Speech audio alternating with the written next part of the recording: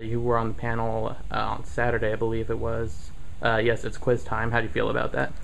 Well, this is a great panel. I think the real point of that panel was to say that we all have an obligation to make news entertaining. Just being in the news gathering and news distributing business is not enough.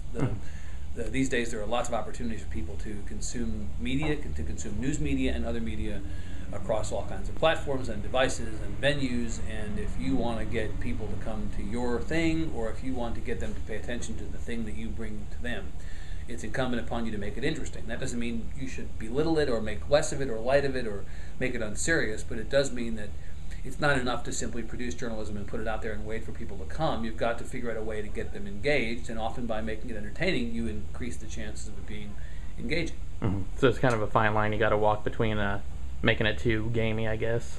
Yeah, I'm not sure that anybody wants to have the news about the tsunami or the nuclear reactors in Japan entertaining. On the other hand, I think it's possible to produce data visualizations or interactives or other kinds of ways to consider this news that are different from a simple ink on paper or printed words on a page kind of presentation.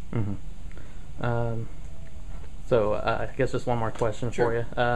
Do you have any advice for people like me, students trying to be here at South by Southwest, making connections and getting their name out there? Yeah, I think it's important that you meet as many people as possible, that you listen to people who have been in the business for a while, as well as people who are just in the business now, because their experiences will help shape yours.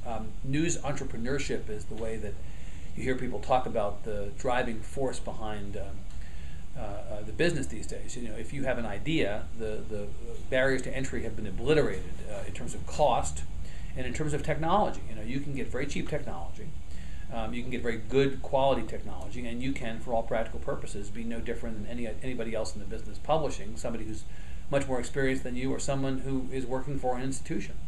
The question is not whether you can get in the door, the question is whether you can stay in the door. You've got to work enormously hard and demonstrate that you've got an idea that is different than anybody else's and is additive to what's out there. You've got to demonstrate that you have standards and integrity and ethics, and you can produce work that is independent of any considerations that are not visible to the naked eye. You've got to wow people with how imaginative and innovative you are. I think that that's inside all of us. I think that every one of us has the ability to be a truly imaginative and innovative news entrepreneur, but you've got to get out there and try. No one's going to hand this to you, especially today. The good news is that anybody can do it. And so I am very optimistic about this time in the business, and optimistic on behalf of all of the people who are graduating from school right now. This is the absolute best time to be looking for a job, and the absolute best time to be entering this industry. I envy all of you for the opportunity that you have going into the world of work right now. Very encouraging words. Good. Thank you very much for your time. Thank you.